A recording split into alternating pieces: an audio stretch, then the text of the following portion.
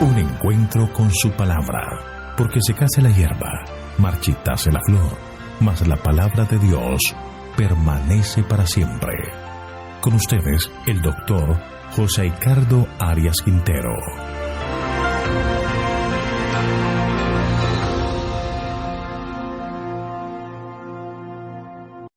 Vamos a estudiar Habacuc capítulo 2, la respuesta de Dios.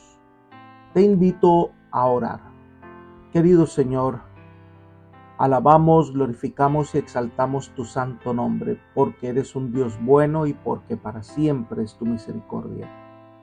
Te agradecemos, Señor, por los cuidados ofrecidos y porque constantemente nos guías por el camino de salvación. Te pedimos en este momento que nos acompañes por medio del Santo Espíritu, para que al estudiar tu palabra podamos tomar lecciones que fortalezcan nuestra fe. Ayúdanos, Padre, a comprender más y más tu palabra, pues lo pedimos en el nombre de Jesús. Amén. Recordemos que Habacuc está viviendo en la época de la degradación de Judá y del florecimiento de Babilonia. Todavía Babilonia no es el gran imperio, pero pronto llegará a ser llegará al apogeo cuando Nabucodonosor llegue a ser el rey de ese nuevo imperio. Babilonia existía desde mucho antes que Israel. Recordemos que la Torre de Babel nos habla del origen de Babilonia, y posteriormente en la época de Abraham existía el famoso gobierno de Hammurabi. Pero este imperio pasó y volvió a resurgir 1000 años después, conocido como el Imperio Neobabilónico, con Nabopolassar y posteriormente su hijo Nabucodonosor. La ciudad de Babilonia fue la más grande que todas las ciudades antiguas. Era un centro religioso donde se levantaba uno de los templos más grandes, tanto que llegó a considerarse el centro de la tierra, porque allí se adoraba a Marduk. Según ellos, el Señor del cielo y de la tierra, además de una cantidad de dioses en los que cada calle habían altares de oro para facilitar la adoración. Era una nación poderosa, orgullosa, llena de crueldad y maldad. Sin embargo, pasó a la historia. Sabemos que aunque Babilonia no existe aún en nuestros días, sí permanece en la Biblia como símbolo del poder que se opone a Dios, como quien establece un falso sistema de adoración y lleva a los hombres a la senda equivocada. El capítulo 2 de Habacuc continúa con la segunda queja del profeta, que era: Dios es justo, no tolera la maldad. Y debido a la maldad de Israel, pues debía ser castigado, y es inevitable. Pero hay algo que el profeta no entiende de la sabiduría divina. ¿Por qué el Señor usa a los caldeos, que son más malos, para castigar a Israel? Y si su pueblo sufre por su pecado, ¿será que los caldeos no van a sufrir castigo por su maldad? La primera sección de este capítulo son los versículos 1 al 4, donde aparece: el justo vive por su fidelidad. El profeta comienza el capítulo esperando una respuesta a su queja. Versículo 1. En mi puesto de guardia estaré, sobre la fortaleza firmaré mi pie. Velaré para ver lo que se me dirá y qué he de responder tocante a mi queja. Aquí claramente Habacuc demuestra su fe en Dios. Se presenta a sí mismo como quien ocupa su puesto a la manera de un vigía en algún lugar alto para poder ver muy bien a todo en derredor, a fin de advertir lo que se aproxima. El profeta está atento como un vigía para entender lo que el Señor quiere enseñarle. Habacuc se siente seguro de que ha presentado ante Dios una objeción válida al plan divino de usar a los caldeos como instrumentos del cielo contra Judá. Está preparado para recibir en cualquier momento la respuesta de Dios y para meditar en ella. La respuesta del Señor se registra a partir del versículo 2 hasta el final del capítulo. Dios pacientemente escucha al profeta y con amor le explica lo que piensa hacer. Leamos. Jehová me respondió y dijo: escribe la visión y grábala en tablas para que pueda leerse de corrido. El Señor responde a la fe de su siervo y lo anima en su obra. Al tomar forma escrita, los mensajes del profeta perdurarían. La visión no será un mensaje secreto. Debe escribirla de tal manera que todos puedan leerla fácil, fluida y prontamente. Incluso el que va caminando pueda leerla sin problemas. La seguridad que esta profecía se cumplirá en su tiempo lo leemos en el versículo 3. Aunque la visión tarde en cumplirse, se cumplirá a su tiempo, no fallará. Aunque tarde, espérala, porque sin duda vendrá, no tardará. La visión se cumplirá a su debido tiempo. Aunque el cumplimiento de la visión acerca de la venida de los vencedores caldeos pareciera demorarse, se cumplirá a su debido tiempo. Dios tiene un tiempo determinado para cada cosa. Para nosotros parece un tiempo largo, como que se demora la respuesta de Dios, pero Dios tiene un plan diseñado y en nada está improvisando. La visión parece que se demora, pero finalmente se cumplirá. Y cuando vemos la historia nos damos cuenta que la profecía en su totalidad tuvo su cumplimiento. Estas palabras del profeta nos recuerdan las palabras del apóstol Pedro, quien escribe sobre aquellos que en tono de burla cuestionan la demora en el cumplimiento de la profecía de la segunda venida de Cristo. El apóstol Pablo afirma que el Señor nos da la seguridad que sus planes se cumplirán en su tiempo. Segundo de Pedro capítulo 3 versículos 9 y 10 dice: el Señor no retarda su promesa según algunos la tienen por tardanza, sino que es paciente para con nosotros, no queriendo que ninguno perezca, sino que todos procedan al arrepentimiento. Pero el día del Señor vendrá como ladrón en la noche, en el cual los cielos pasarán con gran estruendo, y los elementos ardiendo serán deshechos, y la tierra y las obras que en ellas hay serán quemadas. Dios tiene un plan que está cumpliendo al pie de la letra. Puede ser para nosotros que sea mucho tiempo de espera. Puede ser que parece que tarde en cumplirse la promesa. Pero de seguro el Señor vendrá. Debemos esperar, orar y trabajar. Porque la demora aparente se debe a que espera que todos tengan la oportunidad de conocer, de arrepentirse y salvarse. Pero recordemos estas palabras. Elena de White dice: pero como las estrellas en la vasta órbita de su derrotero señalado, los propósitos de Dios no conocen premura ni demora. Deseado de todas las gentes, página 23. Así que Dios te espera para que seas salvo. Su plan está en plena ejecución. Sigamos estudiando Habacuc capítulo 2. Aquel que pierde su confianza en Dios, que se convierte en un insolente, que no espera la salvación en Dios, será condenado, pero el que confía en Dios y sus planes, éste vivirá. Leamos el versículo 4. Aquel cuya alma no es recta se enorgullece, mas el justo por su fe vivirá. Aunque el texto indica una referencia obvia a los que debido a su fe en el Señor serían salvos de los caldeos y encontrarán paz a pesar de que Judá fuera destruido, pero en un sentido más amplio este versículo enuncia una verdad que es aplicable a todos los tiempos. La confianza en Dios se aferra de la seguridad de que Dios guiará, protegerá y bendecirá a los que cumplen su voluntad. Habacuc afirma grandiosamente que el que vive por una fe sincera y confía en el Señor será salvado. Pero el alma que se enorgullece por su propia perversidad y orgullo obstinado en el pecado perecerá. Estas palabras marcaron una diferencia en la vida de Pablo, quien cita este mismo texto en varias partes. Miremos Romanos 1, 16 y 17.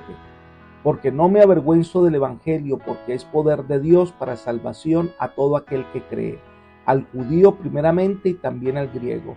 Porque en el Evangelio la justicia de Dios se revela por fe y para fe, como está escrito, mas el justo por la fe vivirá.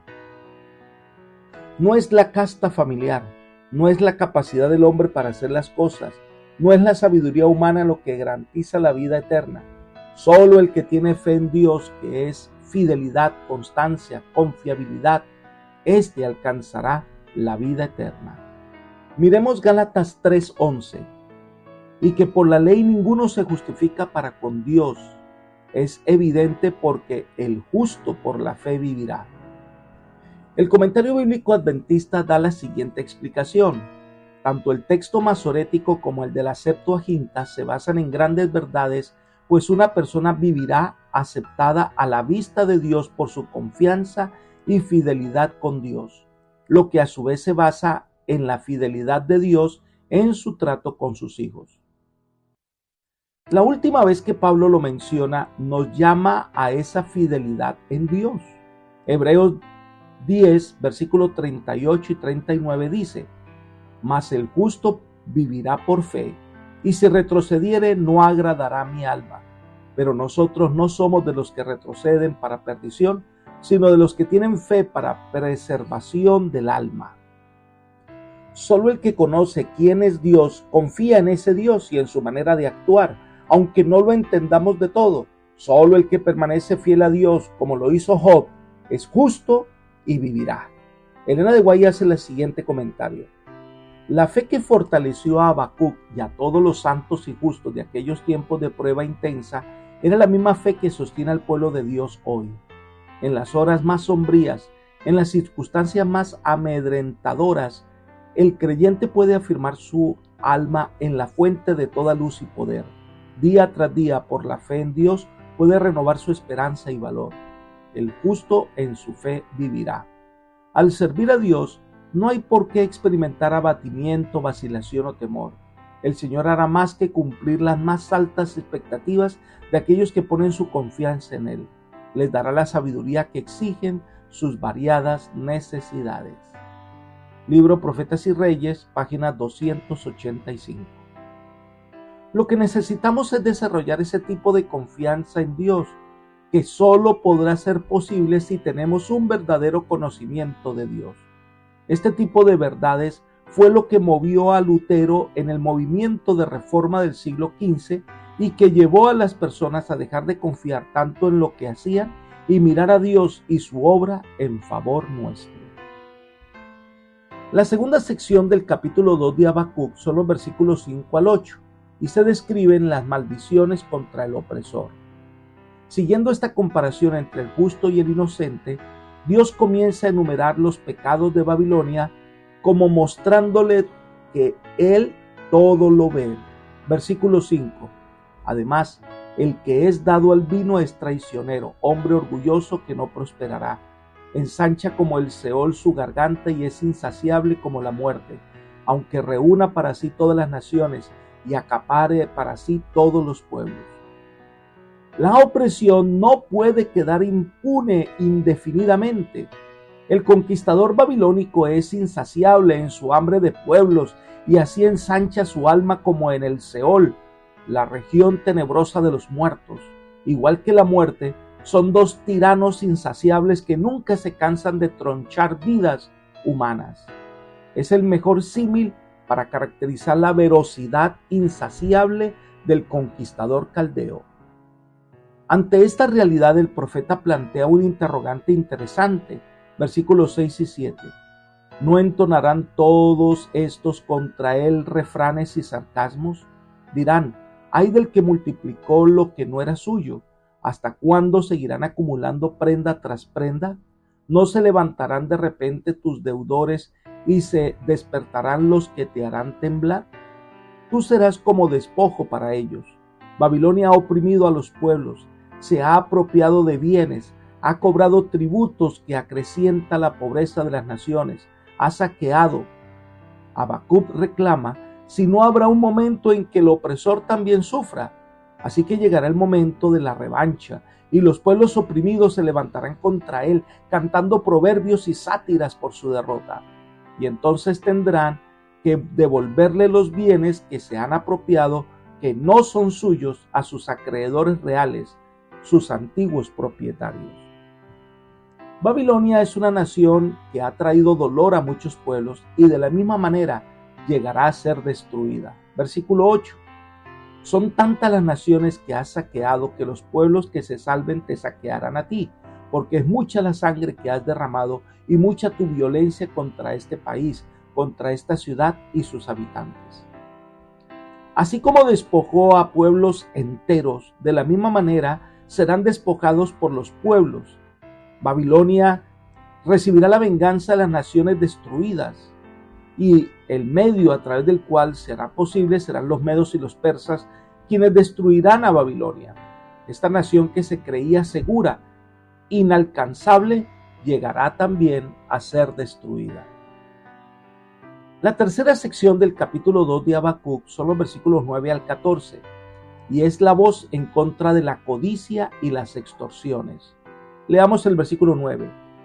Ay del que codicia injusta ganancia para su casa, para poner en alto su nido, para escaparse del poder del mal. El invasor ha obrado como el codicioso que ha querido crearse una fortuna grande con medios deshonestos. Ese codicioso sin escrúpulos ha querido ponerse a salvo de toda necedad, poniendo muy alto el nido para escapar al infortunio. El rico desconsiderado es comparado aquí a un pájaro que pone en una roca inaccesible su nido para no ser presa de otros animales. Versículos 10 y 11. Tomaste consejo vergonzoso para tu casa, asolaste muchos pueblos y has pecado contra tu vida, porque la piedra clamará desde el muro y la tabla del enmaderado le responderá. Los ardides del rey caldeo para asegurarse gloria, asolando a muchos pueblos, significaron su propia caída.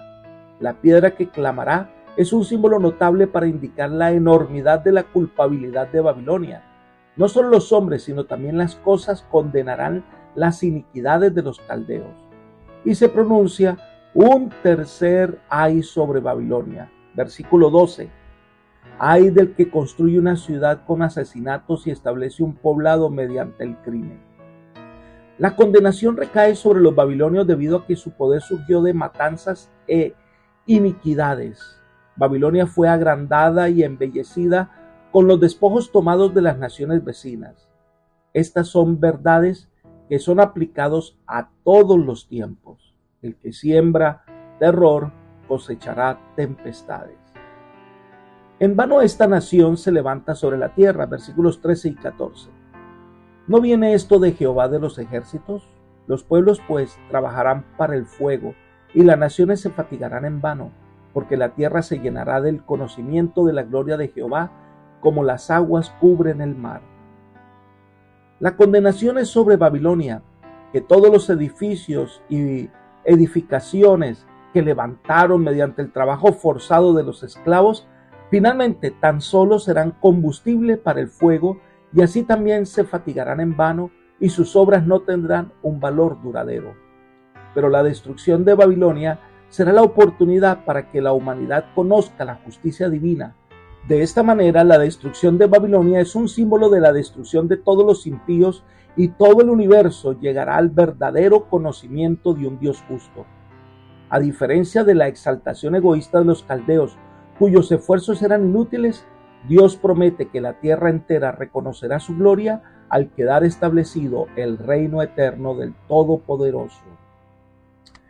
La última sección de este capítulo 2 de Habacuc son los versículos 15 al 20 y muestra la condenación del Señor contra los lujuriosos y contra los idólatras. Versículo 15.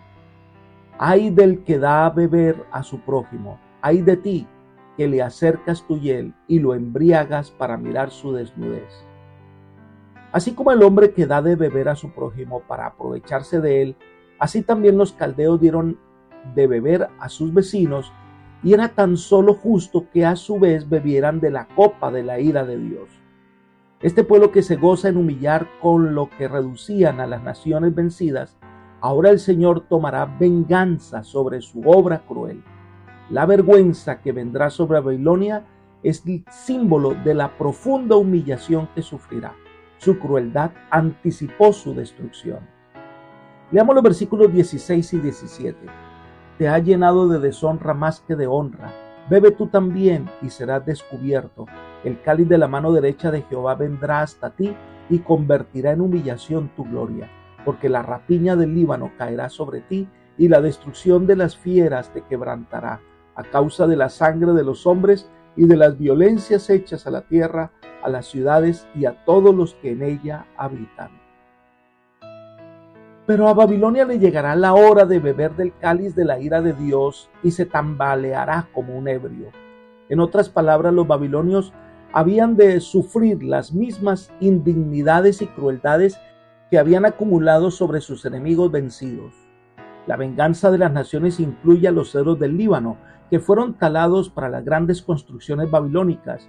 Estas se volverán contra él, que los había talado. Se describe de esta manera las vicisitudes por las que pasarán los habitantes de Babilonia. Y resalta ahora el Señor a través del profeta que Babilonia, ¿de qué le sirve confiar en ídolos? Versículos 18 y 19. ¿De qué sirve una imagen si quien la esculpe es un artesano? ¿De qué sirve un ídolo fundido si tan solo enseña mentiras? El artesano que hace ídolos que no pueden hablar solo está confiando en su propio artificio. Ay de lo que dice al madero, despierta, y a la piedra muda, levántate. Aunque están recubiertos de oro y plata, nada pueden enseñarle, pues carecen de aliento de vida. Esta nación religiosa, con una cantidad de ídolos, no podrá hacer nada en el día de la destrucción, porque un ídolo no es nada. Un ídolo solo es el resultado de la imaginación. Usted se imagina cómo es el ídolo, lo hace y lo adora. Hoy en pleno siglo XXI, el siglo del conocimiento, miles y millones de personas adoran ídolos o imágenes de Dios y de santos. Esta es una adoración en vano, porque estos ídolos no oyen, no hablan, no hacen nada. Colocar su confianza en esos ídolos no tiene sentido, porque en el día del juicio nada pueden hacer. El Señor le ha mostrado al profeta y al pueblo su sabiduría y entendimiento. Dios lo conoce todo y obra con toda autoridad y conocimiento. Entonces, si tiene fe en Dios, espera en Dios. Versículo 20. Mas Jehová está en su santo templo. Calle delante de él toda la tierra. Aunque este pasaje es usado frecuentemente para describir la actitud de la persona en el templo de adoración, sin embargo, el tema que está tratando aquí no es sobre reverencia y adoración, sino que el tema que trata es sobre autoridad. Dios está en el templo celestial. Ahí está gobernándolo todo. Allí está dirigiendo su plan en favor del hombre. Él lo ve todo, lo sabe todo. Él gobierna el universo y dirige la historia del mundo. Por lo tanto, calle delante de él. Es decir, no pretenda en poner en duda la sabiduría de Dios al guiar el destino de las naciones como lo había hecho Habacuc. Dejemos de quejarnos ante él. Confiemos en su dirección. Confiemos en sus planes. El salmista nos recuerda en Salmo 46:10, estad quietos y conoced que yo soy Dios, seré exaltado entre las naciones, enaltecido seré en la tierra. No se inquieten por la manera en que Dios actúa, o en su aparente demora, o en responder. Más bien, confíen en que Dios, que nos ama, que sabe lo que es mejor para nosotros, que lo entiende todo, hará su obra en el momento en que Él considere oportuno.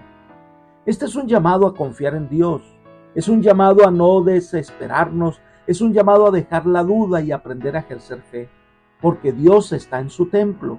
Dios es la roca de los siglos, es el Rey de reyes y Señor de señores. Este es un llamado a ejercer fe, a mantenernos a su lado aunque la tormenta y la neblina no nos deja ver con claridad, porque los que confían en Él vivirán. Y termino con las palabras de Elena de White que dice: debemos apreciar y cultivar la fe acerca de la cual testificaron los profetas y los apóstoles, la fe que echa mano de las promesas de Dios y aguarda la liberación que ha de venir en el tiempo y de la manera que Él señaló. La segura palabra profética tendrá su cumplimiento final en el glorioso advenimiento de nuestro Señor y Salvador Jesucristo, como Rey de reyes y Señor de señores. El tiempo de espera puede parecer largo, el alma puede estar oprimida por circunstancias desalentadoras, pueden caer al lado del camino muchos de aquellos en quienes se puso su confianza, pero con el profeta que procuró alentar a Judá en un tiempo de apostasía sin parangón, declaremos con confianza: Jehová está en su santo templo, calle delante de Él toda la tierra. Recordemos siempre el mensaje animador. Aunque la visión tardara, aunque por tiempo, mas al fin hablará y no mentirá. Aunque se tardare, espéralo, que sin duda vendrá, no tardará. Mas el justo en su fe vivirá. Libro Profetas y Reyes, página 286. Apreciado amigo y hermano, algunos ven alrededor las cosas que están pasando y tienen interrogantes de la obra de Dios, de la manera en que Dios actúa, pero debemos aprender a confiar en el Señor. Debemos tener fe en que Dios lo sabe todo y lo puede todo. Por eso la invitación hoy es: deposita toda tu confianza en Dios. Que el Señor te bendiga y te guarde y te guíe por sendas de paz, es mi oración por ti. Amén.